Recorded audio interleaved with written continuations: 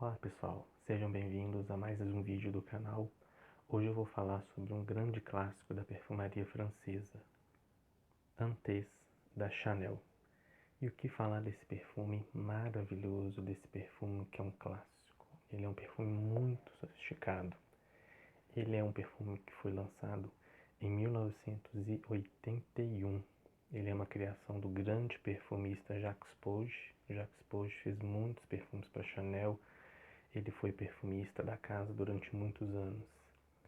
E não tem como falar uma coleção de perfumes sem ter um perfume Chanel. Eles realmente são perfumes de luxo, são perfumes sofisticados, são perfumes caros, mas são inigualáveis. As composições que a gente vê aqui de fragrâncias são únicas, são muito exclusivas, né? A embalagem que a gente vê, né? O monograma da Chanel, a embalagem muito bonita, muito sofisticada, né?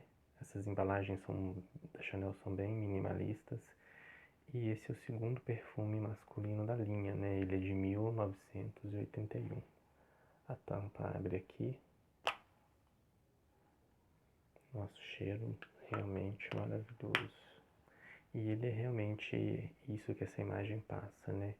Forte, poderoso, preciso, intenso, né? Noir, né? Um perfume muito, muito, muito bom. Então vamos falar um pouco então sobre, né, Antez, né?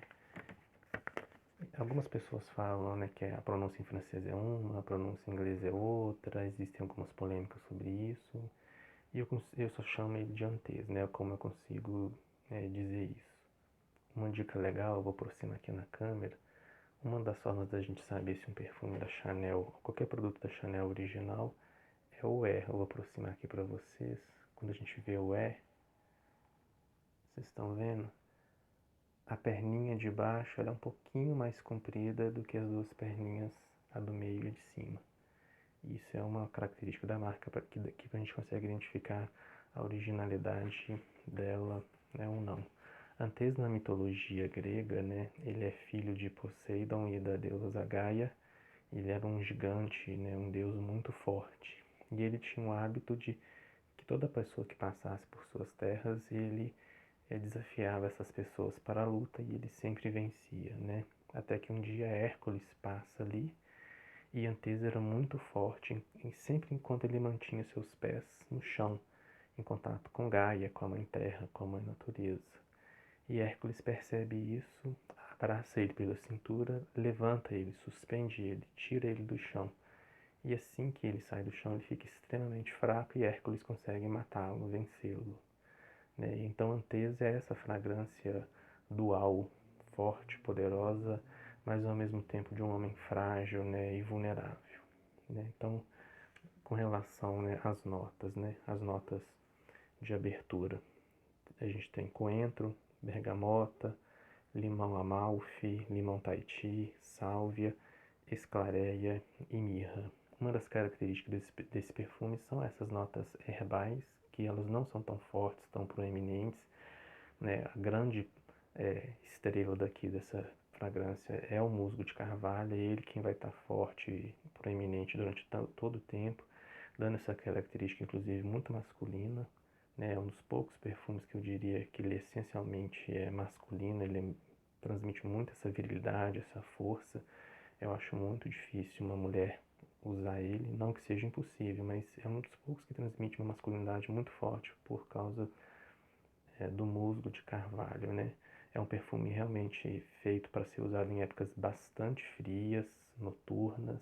Ele é esse perfume muito chique, sofisticado, realmente que te empodera bastante, né? Você passar esse perfume, você sente uma sensação que te transporta imediatamente para Paris, para a Europa, né? Esse é um homem europeu, sofisticado, de vanguarda, chique. É uma fragrância realmente que vai te destacar do meio das pessoas. Elas vão perceber uma grande elegância, né? Uma grande sofisticação.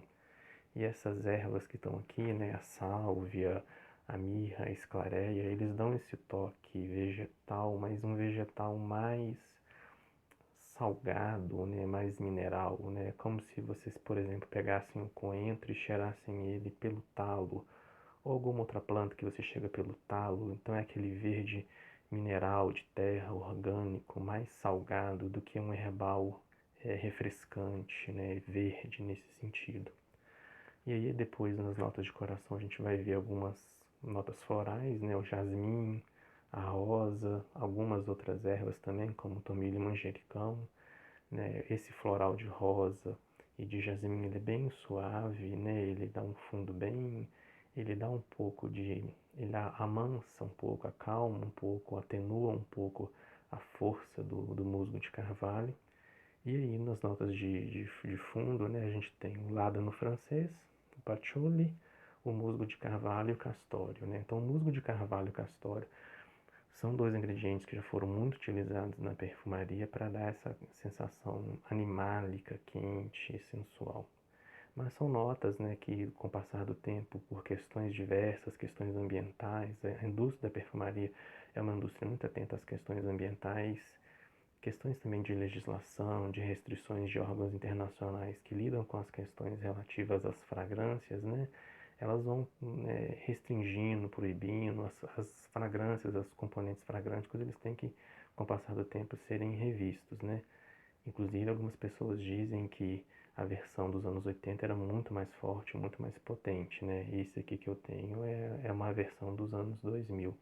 E muito se deve a isso, né? O castório, as civetas, o musgo de carvalho daquela época que não são mais utilizados ou utilizados de formas muito restritas, né? O musgo de carvalho ele foi restrito, né, desde os anos 2000 a concentrações bem menores porque ele era um componente fragrântico que altamente alergênico, que causava reações alérgicas nas pessoas, né? E isso depois teve que ser pensado, pesquisado durante muito tempo, né? A Guerlain conseguiu desenvolver um musgo de carvalho sem essa molécula que causa essa alergia, né? Outras casas começaram a utilizar também produtos sintéticos ou similares a esse componente, né? Então a gente não tem mais esse musgo de carvalho original, que esse musgo que dá esse caráter florestal, né? Quente, forte, que ele é muito preponderante nesse sentido, né? E o castório também, né? Os castórios e as civetas eram componentes que eram extraídos de glândulas animais, né? Dos castores, né? E isso também não acontece mais. Né? Então a indústria da perfumaria ela tem uma grande preocupação com relação à extração dos componentes, desses ingredientes, né? A gente vê que de tempos em tempos existem algumas tendências, né, na perfumaria, né, e alguns ingredientes são muito procurados, né, a gente teve a onda do vetiver, a onda do oud, né, e é interessante que a indústria da perfumaria ela é muito atenta a isso, porque ela não se interessa em esgotar um componente, né, eu já vi uma vez num artigo que falava sobre perfumaria em que essas casas elas diziam isso, não nos interessa esgotar um ingrediente que as próximas gerações não terão acesso, né? Nós não queremos extinguir um cheiro. E aí quando essa exploração começa a ficar muito grande ou tende a digamos assim, perder um controle, né? A indústria da perfumaria ela muda os seus caminhos olfativos ou ela busca ter outros produtores de outras regiões ou outras fontes desses ingredientes, né? Então ela tenta contornar isso. Isso é uma coisa assim, né? É bem interessante. Então é um perfume muito sofisticado, né? Que eu recomendo para vocês. É um perfume, foi meu primeiro Chanel, o primeiro perfume Chanel da minha coleção.